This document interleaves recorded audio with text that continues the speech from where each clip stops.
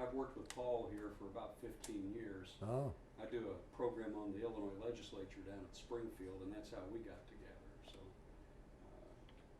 he just happened to be available for this job, so we've been catching up all day on stuff. So it's been good. I'm willing. Okay, great. Well, let's start at the beginning, Captain. Tell me about your early life. I heard that you were actually, as a kid, you were actually building model rockets and things. Had you always been interested in space?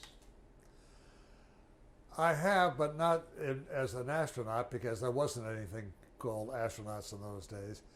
I actually grew up in Milwaukee, and but I had aunt and uncle down here in Chicago, and so I would come down here as a kid. They lived out in Oak Park, and I would then by myself go down to the museums, to the Museum of Science and Industry. I was at the Adler one time in those early years, and because I like interactive, doing things, seeing things. I really enjoyed the stars and astronomy. And I became a Boy Scout when I was in Milwaukee, and one of the merit badges was astronomy. And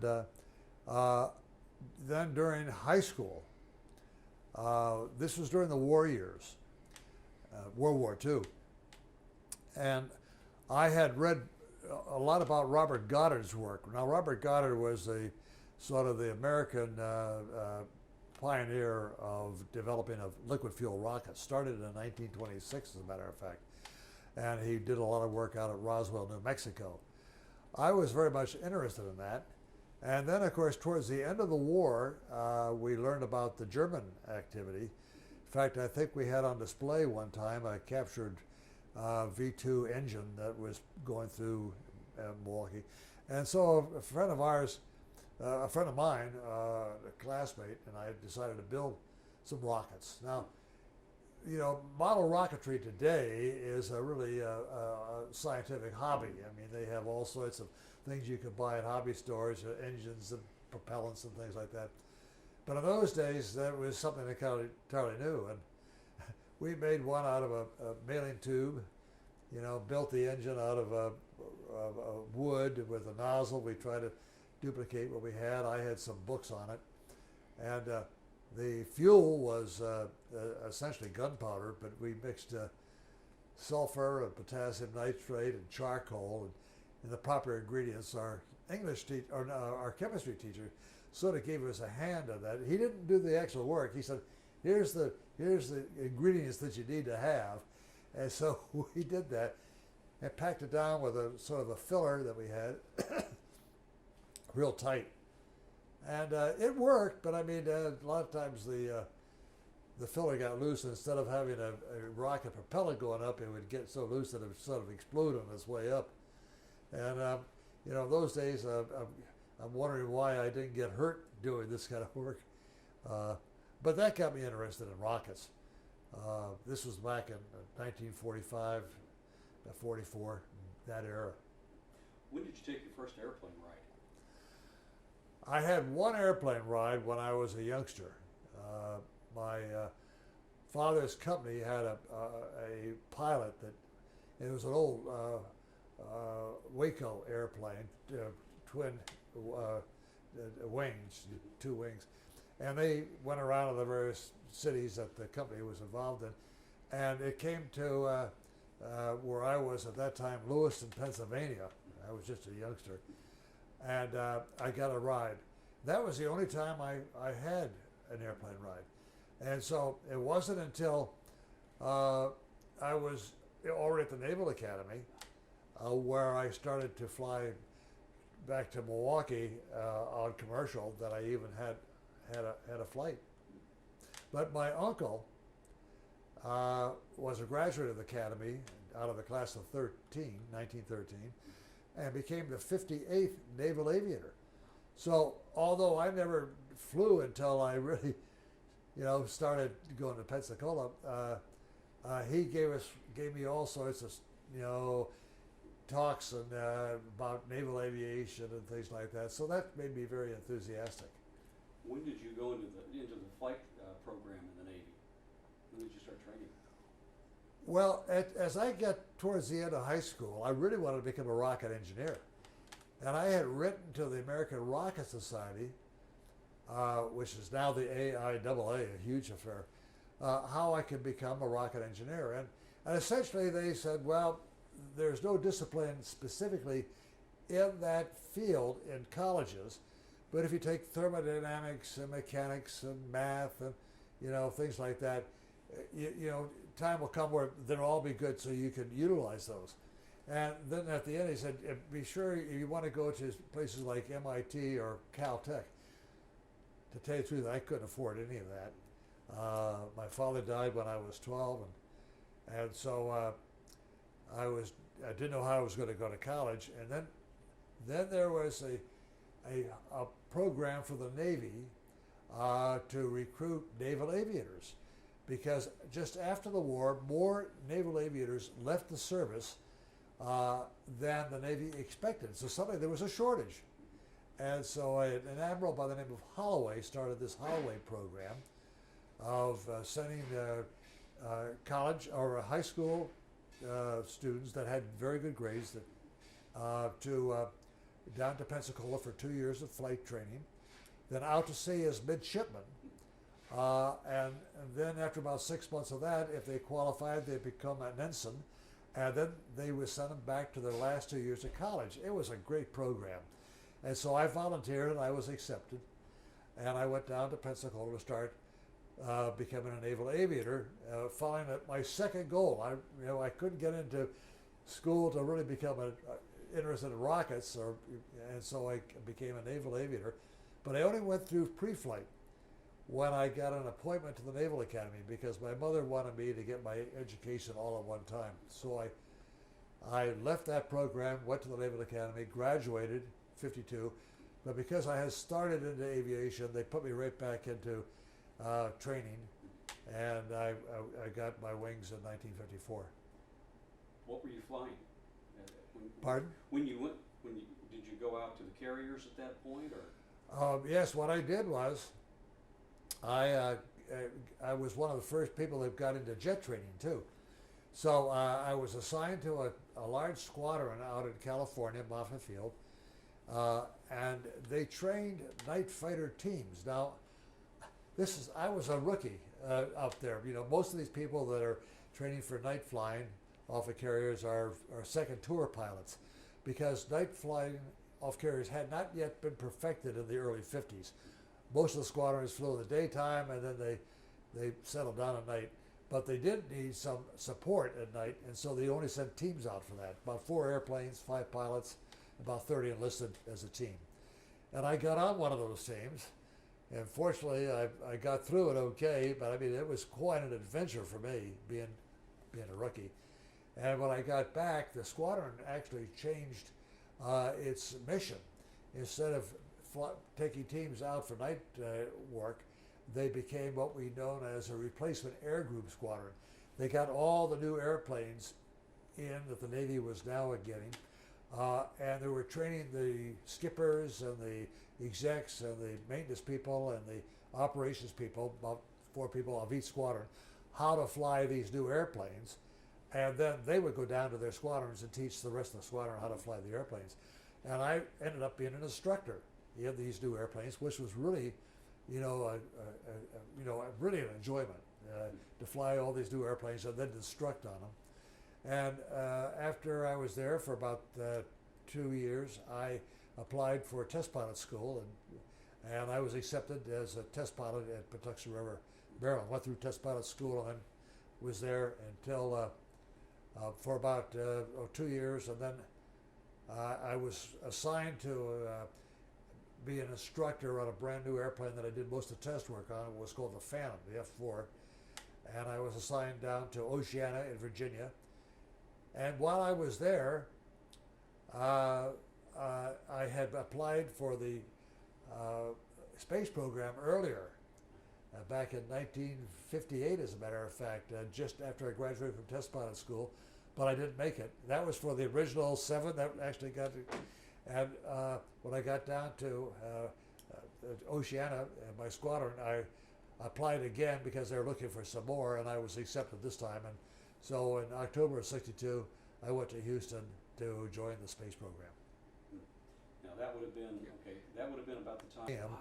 On behalf of Jack Swiker. Jack Swiker was from Colorado, and every Apollo astronaut was given the privilege of getting a moon rock, Yeah. but then not having it, and then having it presented to a facility, a museum or a planetarium or something like that. Well, it was the first place, I digress, but I was just out there a few weeks ago, and they had an RF 101 Voodoo sitting next to the Phantom, and you could see the lineage between those aircraft. It was real interesting. Yeah. You could see where they were going. Yeah. Yeah, the Phantom in that day was a great airplane. We're rolling, and, Jack. it was really something nice to see. So in '62 you're going to astronaut training. What they were gearing up for? They were gearing up for the moon race, of course. Kennedy had kind of drawn the line in the sand on that. We had Project Mercury, but there had to be an intermediary stage before Apollo was to come along. So you were going in with the Gemini program? The Gemini program was the intermediate stage. Actually, when I got in the program in October of '62, Mercury was still flying. First thing we did was to go down to Cape Canaveral and watch Wally Schirra go up in his Mercury flight, and then we, of course, we started training for Gemini, and there were 12 Gemini flights, and it was really an interesting program, because what it was doing all the research and development work that would be required to go to the moon. And so one of the first flight that I was on, Gemini 7. What was that? I don't know, but I'm going to see if I can find out. Oh, wait a second. Ice. We're rolling. Okay. So basically, Gemini was there to fine tune and actually develop and then later refine the techniques you would need for Apollo. There were certain things we had to prove out and to test before we'd ever try to go to the moon. And on Gemini 7, what we were trying to do is a long duration flight and a rendezvous, which we ended up rendezvousing with Gemini 6. Two things that had to be proved, because a lot of medical people didn't think that the human body could be in space for 2 weeks. We evolved on Earth's gravity, so it appeared that in the evolutionary phase of the human being that our functions would be sort of guaranteed towards that. But it turned out that we could last in zero gravity just as well as we can in gravity. I remember as a kid, I was probably about 8 or 9 when you were doing that, and I thought the Gemini was the coolest looking. I thought, yeah, Mercury was neat, but now you got two guys together and they're actually flying in formation, and it was the neatest thing. That's right.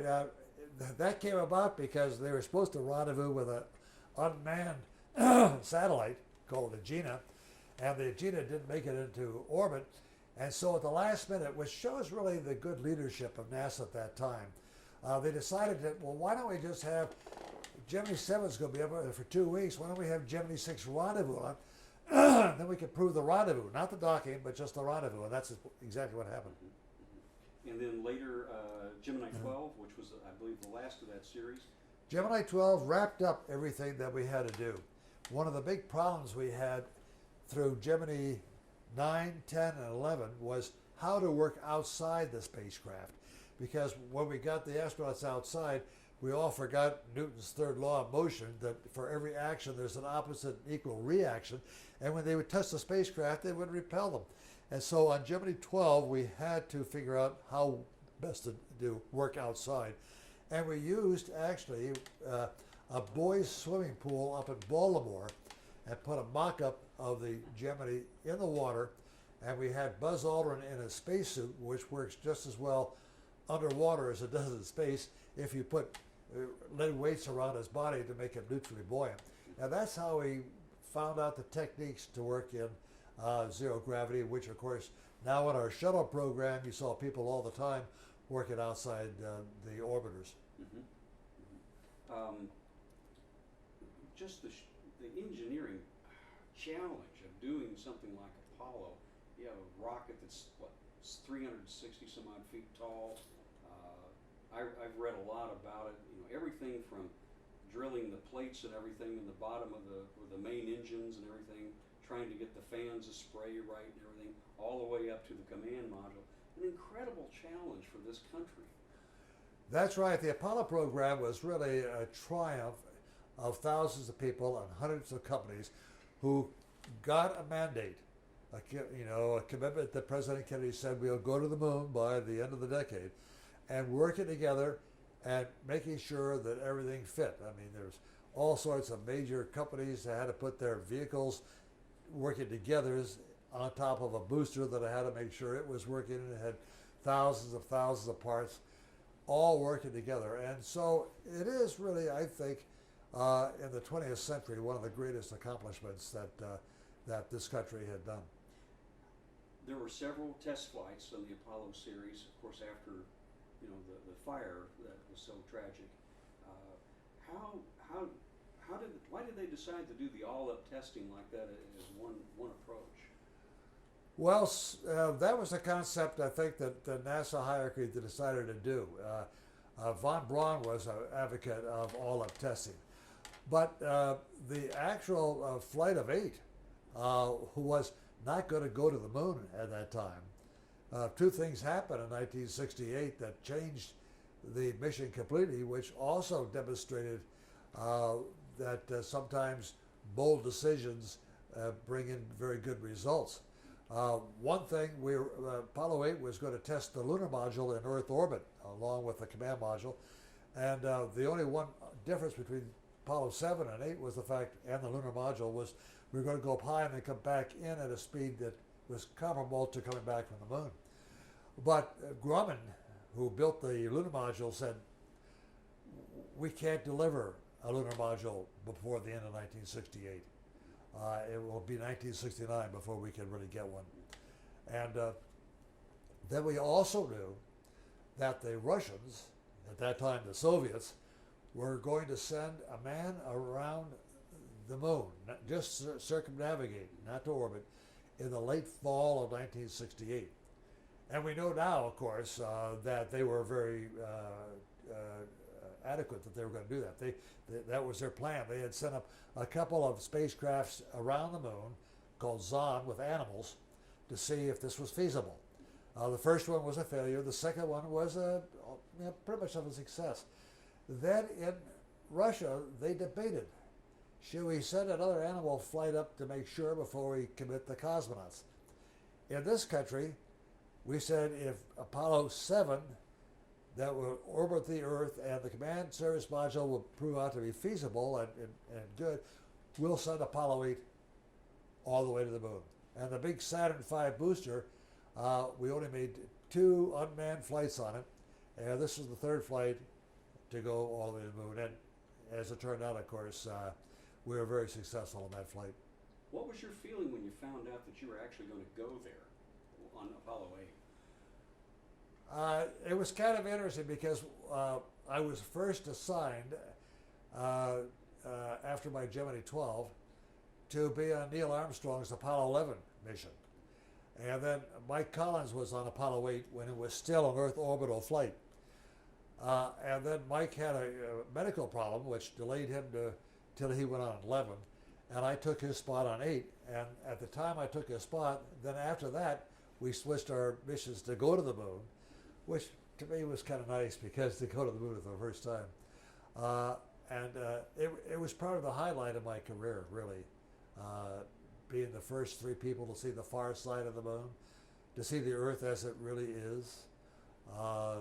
Just a small body, blue and white ball, and to be part of a pathfinder going that distance. At the time you did that, it's December 1968. It's Christmas time back on Earth, and things were in a hell of a shape back here at that time. It was a bad year for the United States. Yeah, the cities were on fire. There was the Vietnam War, all sorts of unrest, and you ended up taking turns reading from the book of Genesis. Who came up with that? Well, when we determined on the trajectory that we would burn into lunar orbit on Christmas Eve, we said, my gosh, you know, a screenwriter couldn't do better than this. Well, what should we say? And we couldn't think of anything. Then we had a very good friend in the United States Information Agency who followed us all the time and when we went overseas trips and everything. And we asked him. And so, you know, he thought about it. He wasn't too successful, but he had a newspaper friend that he called. He said, look, the Apollo 8 crew needs to say something appropriate when they're circling the moon. You're a newspaper man. You should come up with, you know, good words to say. So this fellow, I think his name was Leighton, started to write down what he could do. Spent most of the evening trying to do that. It was about midnight, and he was still hadn't come up with anything really appropriate when his wife came downstairs and said, what are you doing? And he said, gave her the story about what he was assigned to do. And she said, why don't you tell the crew to read the first 10 verses of Genesis from the Old Testament? Because that is the basis, not just of the Christian religion, but the Islam and also the Jewish religion.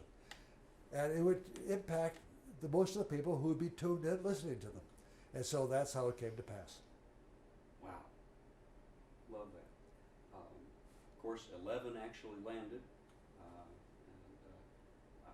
I think the whole world was up that night watching. I was Neil's backup. Yeah. So I was very diligently looking to see how well he was, you know. In the end, he did pretty well, didn't he? He did very good, yeah. Yeah. It's so sad having, as we're talking here, his passing was so recent. Yes, really, Neil's passing was a real shame at this particular time. You know, I look at it really that, you know, it sort of closed the book on the Camelot of manned spaceflight for this period. That was a certain period there that I don't think is going to be relived. The excitement, the thrill, how the people of the world suddenly, especially the young people, how they took to space flight and how they became interested in becoming astronauts and what they were doing. I want to get back to that in a moment, but I think you're right. It's hard to gin up that kind of excitement with what people can do and see these days. But on to Apollo 13. What was the goal of that mission? It was obviously not carried out the way you thought, but what was the original purpose of that mission? What were we supposed to do? Well, the first two flights landed on the moon in the flat areas. And we did that specifically to give them the greatest chance of survival, not knowing really what was there. But we brought back material from those two flights. And now the scientists really said, look, we want a mission to go into the hills and the highlands of the moon because the reflectivity is much brighter there. The material might be different. We know there's ejecta thrown up by volcanism in the early stages of the moon's history, or meteorites hitting that area, and it'll leave a lot of that stuff on the ground, and that could tell us about the interior of the moon. And so we were designated to go to a place called Fra Mauro, a large crater in about the center of the moon, to land alongside of it in the hills of the highlands surrounding that crater. When did you know something went wrong? When you were on your way out? He was doing the stirring of the cryogenic tanks, and what was it? Were you asleep at that point, or where were you in the ship? No, we had just finished a TV program, broadcasting it to Pope folks back here on Earth, and it was at about 55 hours. I could almost tell don't know the minutes and the seconds, but 55 hours in the flight time that this occurred, and we didn't know exactly what happened. We heard a large bang. We thought at first we lost one of our batteries. Sometimes the battery produces, an explosive gas. But it wasn't until I saw the oxygen escaping from the rear of my spacecraft and looked at the needles on my quantity gauges of oxygen that I knew that we were in deep trouble. How much training or preparation had you had up to this point for a scenario like you encountered? Well, we trained for a lot of failures. But this was a failure of all failures because it was not just one failure. I mean, we lost 2 oxygen tanks, 3 fuel cells, computer went off the line, lost the communications for a while. And so it was a case where we had to start from scratch. You know, what went wrong? How do we get home? It had to be one of analysis because very quickly we found out that we weren't going to live in the command module. Its oxygen was gone. So it forced us into the lunar module. The lunar module had never been designed to come back home again. Didn't have a heat shield. You know, supposed to last only 45 hours. And when the explosion occurred, we were 90 hours from home. We had to go around the moon. And so it was a case of step by step, looking at one crisis at a time and how to figure out how to solve them. And it was really a classic case of crisis management, a case where good leadership on the part of the mission control team, the teamwork involved there, along with the teamwork that we had in the spacecraft, the use of initiative, figured out how to solve a crisis like we were being poisoned by our own carbon dioxide, how to get rid of that successfully. These are the things that turned an almost certain catastrophe into a successful failure or a successful recovery. When did it? I know you've been asked this probably 1,000 times or more. When did you know that you had a chance to actually pull this off and get back home safely? Well, when I knew exactly that we pulled this off with no strays was when we splashed in the water in the ocean and didn't sink. You know, then we knew it was good because the odds of getting home were going up after solving every crisis as we went along. But the last crisis really was the parachutes because the way we put them out was with pyrotechnics. Normally, we'd keep those pyrotechnics warm so they would fire when we needed them, but they were cold soaked for 4 days because we couldn't afford the electrical power to keep them warm and do everything else. And so had we, at the time, to put out the parachutes, if they didn't fire, we'd have landed exactly where we wanted to land in the ocean and with the task force nearby, but we'd be going so fast that we wouldn't survive. Well, also, wasn't there a navigation issue on coming back from the moon? Well, very much so. We were outside of our entry corridor to make a safe landing and required a procedure which we had developed for Apollo 8 because we were so unsure of the navigation, the communications, and everything else in Apollo 8 that this procedure was just one more emergency procedure in case all that didn't work. But after Apollo 8, we tore the procedures out of the flight manuals. But I had remembered them, which was sort of a nice thing that I was on Apollo 8 and then also on Apollo 13 because I remembered this procedure to readjust our re-entry angle to make a safe landing. Because if you were too low, you'd burn up. If you were too high, you'd skip Well, if off. we were too shallow, Yeah. we'd skip off, Yeah. like skipping a stone on water, and we would be gone. If we were too steep, we'd have been a fire meteor for a few brief seconds, and that would be it. How, psychologically, how did you handle this whole thing? Is it, from what I've read and what I've seen in the movie and everything, that it was extremely uncomfortable in there. The place, things dripping with condensation and cold. As it got colder and colder, the atmosphere, of course, the water condensed out of the atmosphere and everything was wet. Well, you know, we had no alternative. I mean, we could have bounced off the walls and panicked for 10 minutes and we'd be right back where we started from. So we said, well, what do we have? What's going on? And can Mission Control help? Yeah. And of course they did. Yeah.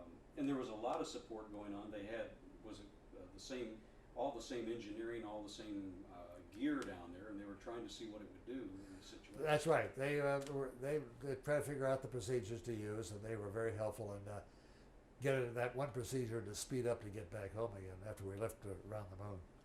When you splashed down, what was the feeling on board? Huge sigh of relief.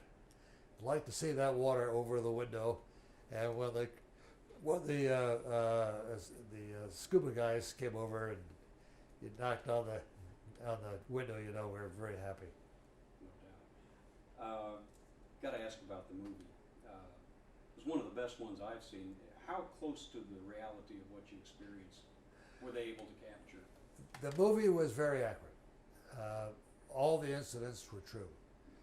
Well, there's one that was not true, and that was the argument sometime in the middle where, you know, they argued about who threw the switch and things like that. And we as a crew argued that that was never in the real thing. The crew or the cast was reading the air to ground transcripts and told the director, hey, this was not in the real thing. Why are we putting it in? And Ron Howard, the director, said, look, I have to show anxiety or suspense, and I can't do it by just having a close-up of a person's face with perspiration coming down. I have to have some sort of an oral confrontation. And so based on that, knowing that he wanted to show the exact anxiety of the crew and the being tired, we said, okay, put it in. Other than that, everything in that movie was true. Although it appeared that Jack Swikert, being replacing Ken Manley, it looked like he had to earn his wings every day. That we were really worried about his competency of being an astronaut in the crew. That wasn't true at all. Of course, he was a very competent astronaut right from the beginning, and he was really the guy to put on as a replacement. Did I read correctly that the problem with that tank, the heater in that tank, had actually happened several years before it was even installed? The setup for the accident happened about 6 or 7 years before, because of the thermostat was only compatible with 28 volt power, which was the power that we flew with. The ground power at the Cape was 65 volt power. Also, the tank that we had was originally designated for Apollo 10. It was dropped at the factory. Thought that they had refurbished it, but they had broken or something like that, a tube inside the tank that was only used to detank the thing on test, take the oxygen out of the tank on test, not in flight. So when we checked it, it worked perfectly for everything in flight. But when they went to detank it, about 2 weeks before the flight, during the final test, we call it a countdown demonstration test, they used ground power to turn the heater on because they couldn't get the oxygen out in the normal manner because it was dropped and we didn't know about it. And that high voltage welded the little thermostat shut, which completely damaged the heater system, but no one caught it because the heat, as we know now, got up to about 900 degrees Fahrenheit, boiled off, of course, all the liquid oxygen right away, but also damaged the heater system, but it was never visible on the outside that anything was wrong. There was no explosion or anything like that. And so when we filled up oxygen on launch day, the tank was a bomb ready to go off. Also have to ask about the lunar module one, because it was never designed to do this. It's actually, in practice and reality, a pretty frail looking thing when you see it. Very frail. It was an extraordinary little craft, and it got you back. It's getting so thin that if you really desired, you could probably punch a hole through it. And of course, it had no heat shield. But we took it all the way back home again and jettisoned just before we hit the atmosphere. You left NASA in, what, 1973? Is that right? That's right. I went to the Advanced Management Program at Harvard and learned just enough about business to be dangerous. And so I retired from the Navy and actually... Hang on just a second, Jim. Is that? Yeah. Yes. Okay. What led to your decision to leave NASA and retire from the Navy? I went to the Advanced Management Program at Harvard and learned a little bit about business, probably not as much as I thought I did, and I decided to go into the business field after that. And I looked at the following career in the Navy, but I kind of figured that if I was on the selection board, and there was Lovell on one side who spent 11 years with NASA, and here's another fellow that had 2 tours, in the Navy and various naval schools and colleges.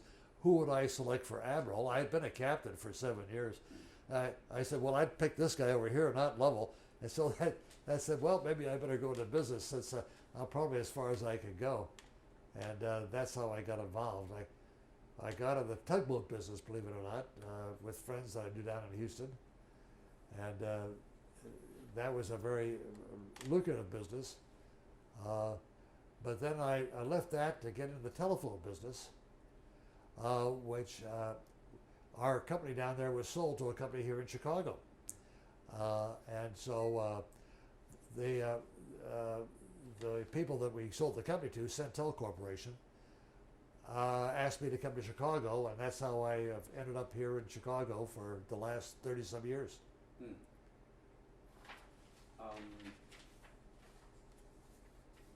So much has happened in the last few years with NASA. At the moment, we don't have our own way to get into space or back. And as you were saying earlier, with Neil Armstrong's passing, an era has kind of ended. How do you feel about the fact that we can't get there after we led the way there so long? Well, you're looking at sort of the loyal opposition. We thought that the present administration, with the way they had approached the NASA budget, was trying to develop technology but didn't have a mission to it. And we thought that the NASA should really designate a mission and then figure out the technology to accomplish that mission, whether to go back to the moon, which we thought would be the next feasible step, because Apollo didn't even scratch the surface of the moon. And we had never been on the far side. And if we want to go to Mars, for instance, we need to really look at how we would go to the moon, explore the moon, do things, because that would give us a very good feeling about how we can go all the way to Mars. The technology for going to Mars is pretty well in house right now, except for perhaps the radiation. But actually doing it is different than just thinking about it or trying to design it.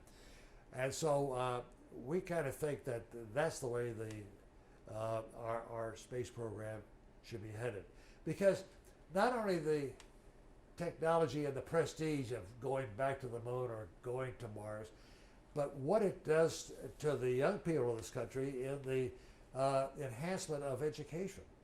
I can remember way back in 1957 when the Russians put up Sputnik, and everybody in this country said, how could they do that? Don't we have all the technology? Aren't we the leaders in this type of technology? And here the Russians put up Sputnik.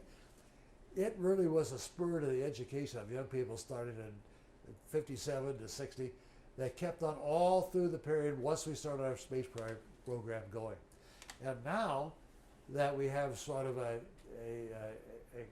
good relationship with most of our countries, at least our European and the Soviet or the Russian people, and we're working together, this idea of cooperation on something that we can have disagreements with, but not things that would not lead to conflict. I mean, so it brings people closer together. And so that's why I think the program is well worth it. It's kind of interesting. I just read an article on Curiosity. Really a wonderful program, and how they got that vehicle down on the Martian surface. And they designed, they looked at how much it cost the average citizen.